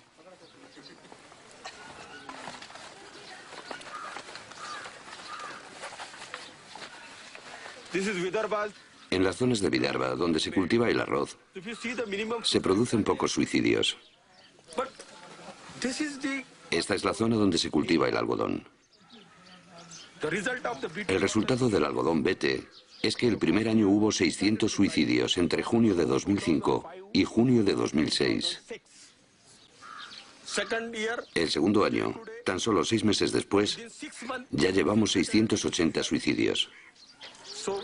Es un desastre. Sí, es un desastre completo. El problema reside en que los alimentos transgénicos hacen que los agricultores dependan completamente de las fuerzas del mercado. No solo tienen que pagar la simiente más cara, también tienen que comprar abonos. Además, el consumo de insecticidas no se reduce. Es mentira. Monsanto dice que los transgénicos son mejores para el pequeño agricultor. ¿Qué opina usted? Nuestra experiencia demuestra que eso es completamente falso. Es mentira.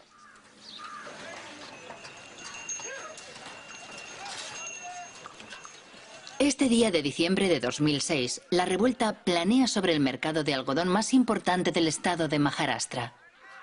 3 días después del rodaje de estas imágenes, estalló la revuelta y decenas de campesinos, entre ellos Kishore Tiwari, fueron detenidos. Nos ofrecen un precio muy bajo por nuestro algodón. Los campesinos están muy nerviosos. ¿A cuánto asciende tu deuda? ¿A cuánto asciende tu deuda? 52.000 rupias, 60.000 rupias, 50.000 rupias, 20.000 rupias, 50.000 rupias, 15.000 rupias. ¿Cuántos de vosotros no plantaréis algodón BT el próximo año? No quieren cultivar algodón BT.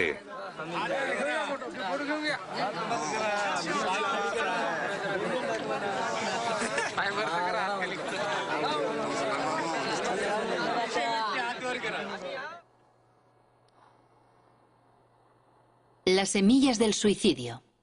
Es el título de un libro escrito por Vandana Shiva.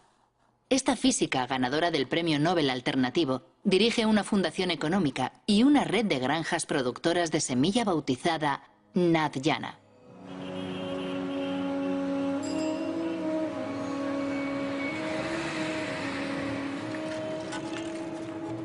Vandana Shiva ya luchó contra la primera revolución verde, aquella de los años 60 que introdujo la agricultura industrial en la India. En la actualidad denuncia la que ella denomina Segunda Revolución Verde, la de los transgénicos de Monsanto protegidos por patentes. La diferencia entre las dos es que la primera Revolución Verde fue dirigida por el sector público y las agencias gubernamentales controlaban la investigación. La Segunda Revolución Verde está dirigida por Monsanto. La segunda diferencia es que la primera Revolución Verde tenía el objetivo oculto de vender más productos químicos, pero su motivación principal era producir más alimentos y alcanzar la seguridad alimentaria. Al final, aunque se hiciera en detrimento de otros cultivos como las leguminosas, se produjo más arroz y trigo para alimentar a la gente. La segunda Revolución Verde no tiene nada que ver con la seguridad alimentaria. Su único objetivo es aumentar los beneficios de Monsanto. Ellos siempre han dicho que la manipulación genética es un medio para conseguir patentes. Ese es su verdadero objetivo. Si observan la estrategia de investigación que Monsanto desarrolla en este momento, la compañía está probando una veintena de plantas en las que ha insertado el gen BT, la mostaza, el gumbo, la berenjena, el arroz, la coliflor. Una vez que imponga como norma el derecho de propiedad sobre los granos modificados genéticamente, podrá empezar a cobrar derechos de autor. Todos dependeremos de Monsanto por cada semilla que plantemos y cada campo que cultivemos. Si controla las simientes, controlará la alimentación. Y ellos lo saben, esa es su estrategia. Eso es más poderoso que las bombas, más poderoso que las armas. Monsanto responde a estas enérgicas acusaciones afirmando que nada de eso es cierto y esgrime los compromisos de su promesa: integridad, diálogo, transparencia, compartir. Queremos participar de forma constructiva en el proceso por el cual sociedades de todo el mundo intentan encontrar buenas respuestas a esas cuestiones. ¿Los productos serán seguros para el medio ambiente? ¿Cómo afectarán a la biodiversidad? ¿Cómo afectarán a otras plantas, insectos y pájaros? ¿Qué ocurre con el cruce de genes? ¿Qué ocurrirá si los genes invaden especies salvajes? Para mí todo eso significa, entre otras cosas, escuchar atenta y respetuosamente todos los puntos de vista. Como quien no quiere la cosa, Robert Shapiro acaba de hablar de un tema muy delicado que preocupa extraordinariamente a todos los detractores de los transgénicos: la contaminación transgénica. Monsanto prefiere hablar de presencia accidental como consecuencia del orden natural. Al parecer, los transgénicos ya han contaminado el maíz mexicano. Eso es lo que demuestra un estudio publicado por la revista científica Nature, firmado por el profesor Ignacio Chapela, de la Universidad de Berkeley. El artículo ha provocado una intensa polémica.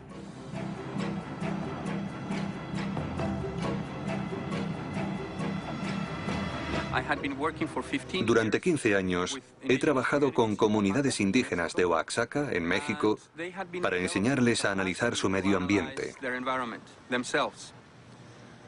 Uno de mis estudiantes les está enseñando a detectar los alimentos transgénicos.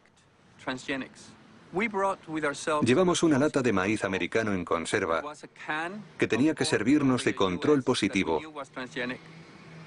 porque sabíamos que era maíz transgénico.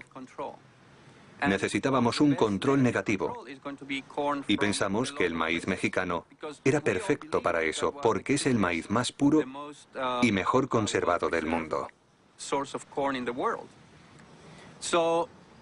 Cuando analizamos las muestras, descubrimos sorprendidos que el maíz que creíamos que no era transgénico ya contenía ADN transgénico.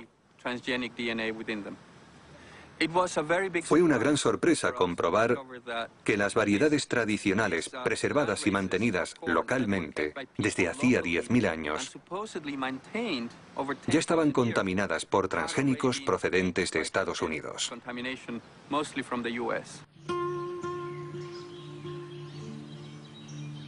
México es el lugar originario del maíz. En la región de Oaxaca, al sur del país, existen más de 150 variedades locales. Esa gran biodiversidad es un tesoro universal que protege la reserva genética de maíz conservada por millones de campesinos mexicanos. ¿Este maíz es para la familia? Sí, para la familia nada más. Hace tortillas, pero siempre de este tamaño, así limpio, se recoge para semilla, para el otro año. ¿Nunca compras semillas afuera? No. ¿Se intercambia? Sí, creo que de la antigüedad.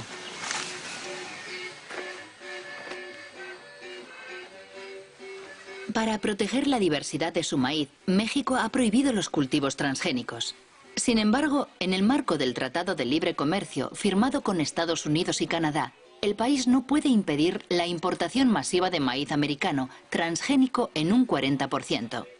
Destinado exclusivamente al consumo humano y animal, el maíz americano amenaza la producción local. Fuertemente subvencionado por la administración de Washington, el maíz industrial, como aquí se le llama, cuesta 2 veces menos que el maíz tradicional.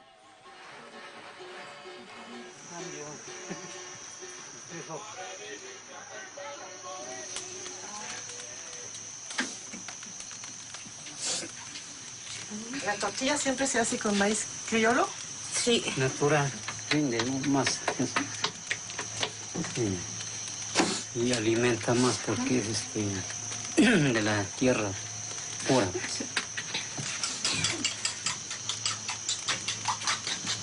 Este es el maíz morado. Antiguamente mis abuelitos sembraban. Ahorita se sigue conservando. Así es. Antes de la conquista ya. Sí. No, y ya viene la otra conquista. ¿Cuál es la otra conquista? Transgénico, pues. El transgénico. Para tumbar esto. Y desaparecer lo criollo para que reine el maíz hecho. Vamos a depender mucho de eso porque vamos a tener que poner fertilizante que ellos vendan, insecticida que ellos vendan. Todo lo que ellos tengan que vender, tenemos que comprarlo para que haya maíz, no va a haber.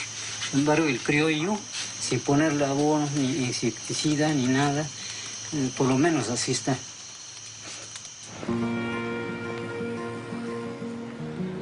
El artículo de Ignacio Chapela en Nature provocó una gran conmoción en México.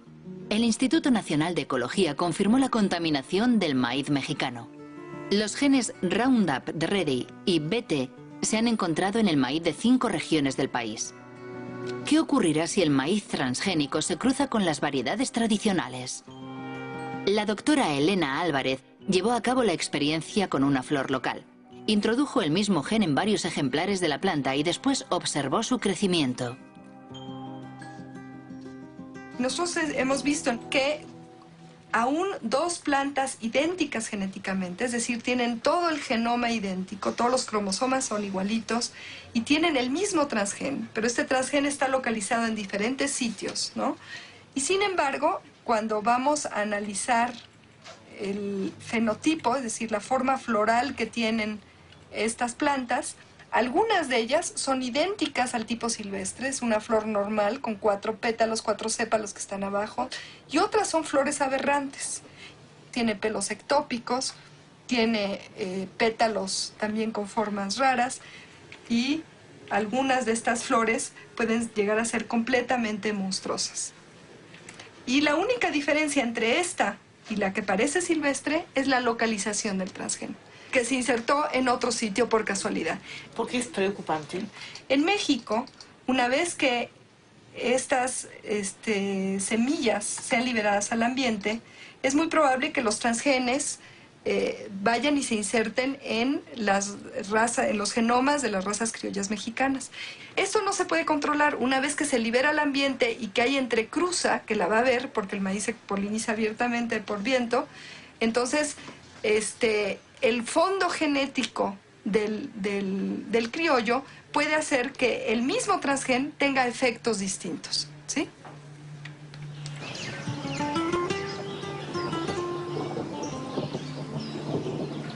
Buenos días, los seguimos invitando para que podamos platicar con ustedes un momento en relación a las irregularidades que se están produciendo actualmente del maíz, sobre todo por la contaminación por transgénicos. Nosotros estamos muy preocupados. Aldo González dirige una organización indígena. Desde hace 2 años realiza una campaña informativa en las comunidades de Oaxaca. Los temores expresados por la doctora Elena Álvarez ya han sido verificados sobre el terreno. Yo voy a mostrarles ahora algunas imágenes de plantas de maíz que hemos encontrado aquí en la región de la Sierra Juárez y que nos gustaría saber si ustedes las han visto, ¿no? Opa, estas no son. Aquí en esta imagen, por ejemplo, podemos ver cosas raras. Esta planta pues tiene una rama por aquí y otra rama por acá. Las milpas normalmente no salen así. Digamos, sale una hoja y arriba sale un jilote, ¿no? En este caso están saliendo 3 jilotes sobre una sola hoja. Son monstruos. Esa planta nosotros la enviamos a un laboratorio de biotecnología para que detectaran si tenía presencia o no tenía presencia de transgénicos y desgraciadamente nos dio positivo. Miren, plantas como esta las hemos encontrado sobre todo en la calle, en algún jardín, porque seguramente alguien fue a comprar el maíz a la tienda y pues iba caminando y se le cayeron algunos maíces y esos maíces crecieron, ¿no? Y entonces de esa manera es como se puede producir la contaminación a las plantas nativas de maíz. Lo que yo entiendo que en el futuro, si se deja que esto se prolifere dentro de los cultivos de los campesinos, al rato nosotros vamos a tener que comprar maíz porque nuestro maíz ya no va a servir. Es preocupante. ¿Qué debemos de hacer? ¿Cómo le vamos a hacer, no? Una de las recomendaciones que nosotros estamos dando es que si nosotros vemos cosas raras en algún momento, pues le quitemos la espiga, ¿no? Porque la espiga es donde sale el polen. Entonces decimos aguas, ¿sí? Tenemos que ser más vigilantes con nuestras milpas. ¿No le parece que puede ser una estrategia de una compañía como Monsanto lo que no puede alcanzar a nivel legal, lo alcanzas a través de la contaminación? Y nosotros pensamos en un momento dado que la contaminación incluso puede ser hecha a propósito. Si el lugar de origen del maíz está contaminado, ¿qué importa si otro lugar del planeta se contamina? Entonces, ¿esto a quién beneficia? Solamente a las empresas transnacionales como Monsanto, ¿no? ¿Cómo reaccionó Monsanto a la publicación del artículo de Ignacio Chapela sobre la contaminación mexicana? Los golpes bajos de Monsanto y el despido del profesor de Berkeley, firmado por Jonathan Matthews, director del GM Watch, un servicio de información sobre los transgénicos con sede en el sur de Inglaterra.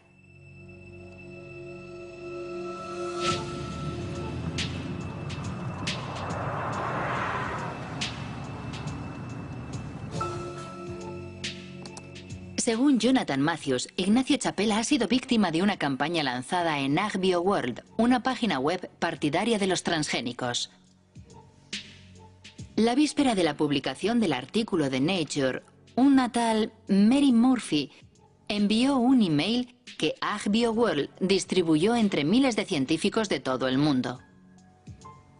Decía así: los activistas sin duda van a hacer correr el bulo de que el maíz mexicano ha sido contaminado por genes de maíz transgénico. Al día siguiente, una tal Andura Smetasek envía un segundo email. Ignacio Chapela, activista antes que científico. Es verdaderamente una campaña de difamación. Los 2 primeros días entran en escena Murphy y Smetasek. A continuación, otros científicos reaccionan diciendo: tenemos que hacer campaña contra eso. Tenemos que inundar Nature con emails que digan que ese estudio no es serio. He pasado mucho tiempo investigando quiénes eran Smetasek y Murphy.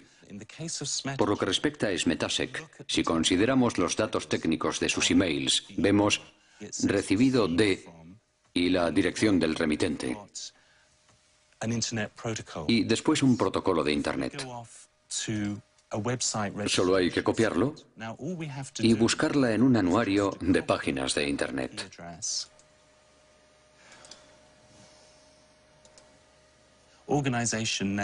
Y descubrimos que la propietaria es la compañía Monsanto de San Luis. En cuanto a Mary Murphy, dejó algunas pistas que me permitieron llegar hasta ella.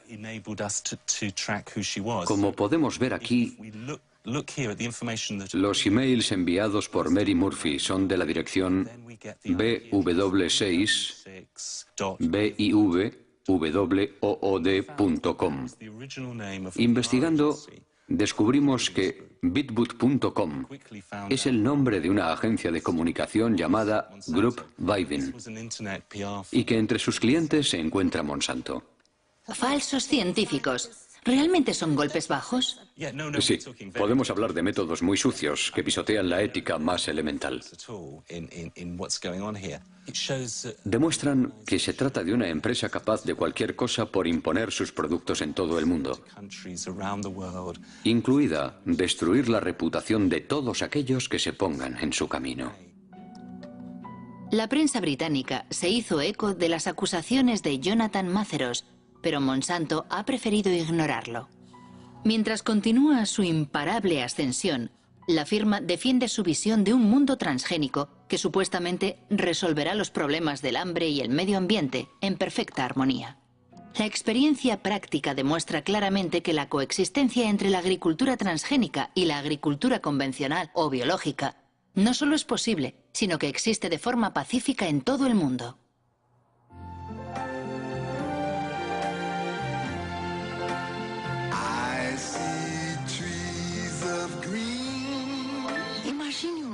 Imagine un mundo que proteja la naturaleza, la tierra, los ríos, donde la gente pueda producir maíz con menos productos químicos y sin matar los bosques. Usted está pensando en un mundo con transgénicos.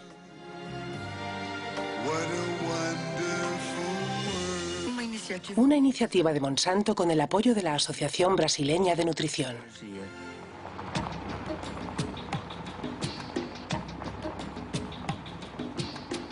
El mundo transgénico ya está en marcha en América del Sur, donde en 2007 se sembraron 40 millones de soja Roundup Ready. La conquista comenzó 10 años antes en Argentina, el único país que autorizó oficialmente los cultivos transgénicos. Desde entonces, los transgénicos se han extendido misteriosamente por los países vecinos, como Brasil o aquí, en Paraguay. En 2005, el gobierno paraguayo legalizó finalmente los cultivos clandestinos para salvar sus exportaciones de soja, especialmente a Europa, donde el etiquetado de los transgénicos es obligatorio. Una forma de reconocer que el Ministerio de Agricultura se enfrentaba a un hecho consumado. Cuando se aprobó la utilización del transgénico, había entrado originalmente el transgénico en forma irregular. ¿Y se sabe cómo entraron las semillas? ¿Cómo entraron? ¿Por la bolsa negra o...? No, nosotros le llamamos esas bolsas blancas. No le llamamos, ustedes le llamarán bolsas negras, nosotros le llamamos bolsas blancas. Son semillas que no tienen certificaciones oficiales. ¿Se sabe si Monsanto tuvo un papel en el contrabando de semillas? Quizás las empresas pudieron haber promocionado sus variedades, sus líneas de semillas. Evidentemente, y como le digo, el gobierno tuvo que reaccionar ya proactivamente, pero una vez ocurridos los hechos.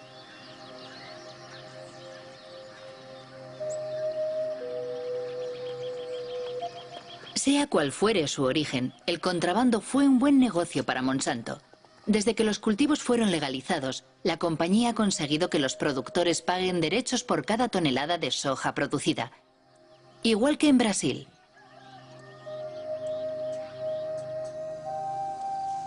Desde entonces, la deforestación avanza imparable en Paraguay, expulsando a la fuerza a los pequeños campesinos que se niegan a abandonar sus pequeñas parcelas.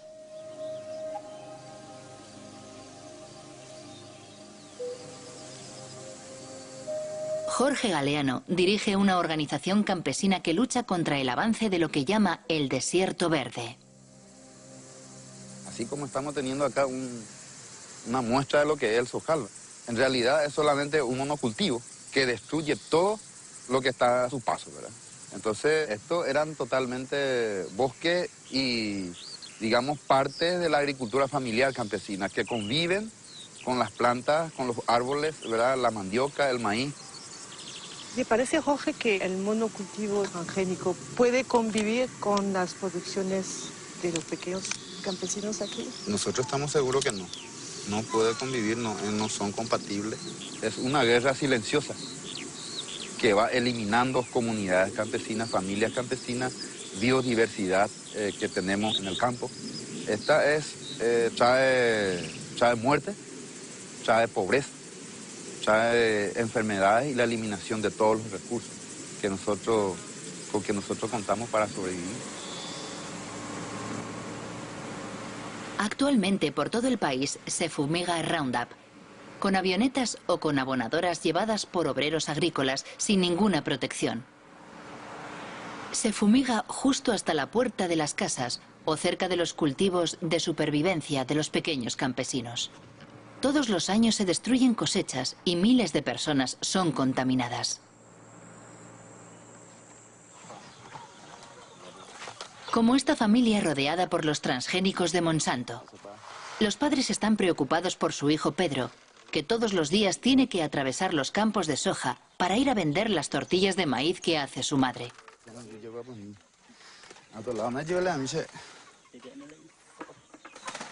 ¿Desde cuándo tiene eso? Le empezó hace 15 días. Empezó por el pie. Y después se le extendió. Así fue como empezó. ¿Le duele la cabeza?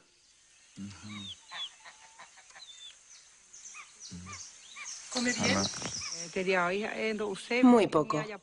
Hoy no ha querido comer lo que le preparé. Solo ha tomado un zumo. ¿Y su hermano? Él come mejor, pero es difícil. Así es, vivimos. Tomamos el agua, intoxicado. muriendo de nosotros 60 patos con ganso. Ahí viene y enseguida cae y muere. Porque allá se pasaba, se mata todo. Ahí en la altura. Y cuando llueve viene el agua y el pato vive por el agua. Y por eso. En Paraguay, el 2% de la población posee el 70% de las tierras cultivables y con los transgénicos la concentración no deja de aumentar. Las 3/4 partes de los productores de soja son extranjeros que invierten su dinero en el nuevo oro verde. Con la crisis de las vacas locas y la prohibición de las harinas animales, y más recientemente, con la pasión por los biocarburantes, el precio de la soja se disparó provocando una avalancha de los cultivos Roundup Ready. Según el último censo de Paraguay, 100.000 personas abandonan cada año el campo para instalarse en los suburbios de las grandes ciudades. La mayoría huye de la soja transgénica de Monsanto, destinada a alimentar los pollos, las vacas y los cerdos de Europa. Ñaña, imítala sobre el modelo de producción. Vamos a hablar del modelo de producción de soja transgénica promovido por Monsanto. Monsanto es una empresa multinacional presente en el mundo entero, cuyo objetivo es controlar toda la producción de alimentos en el mundo. ¿Y cómo? A través de la implementación de una agricultura sin agricultor. El resultado es que nos priva de nuestra soberanía alimentaria, es decir, de la posibilidad de alimentarnos por nosotros mismos, sin depender de nadie para hacerlo. Por eso decimos que tenemos que luchar por nuestra soberanía, tenemos que luchar por nuestras tierras, tenemos que defender nuestra comunidad, tenemos que defender nuestra familia, tenemos que defender nuestro país. Mi familia vive en la ciudad y yo no quiero ir allí.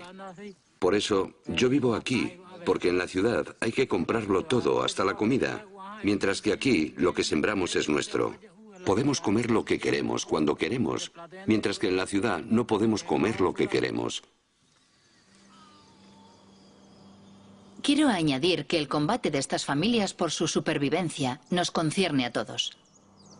En 2007, Monsanto tenía 18.000 empleados en 50 países. Mientras, sus acciones en bolsa no han dejado de subir y sus beneficios alcanzaron $1.000 millones. Entre sus accionistas se encuentran fondos de pensiones, bancos, pero también cientos de miles de pequeños accionistas.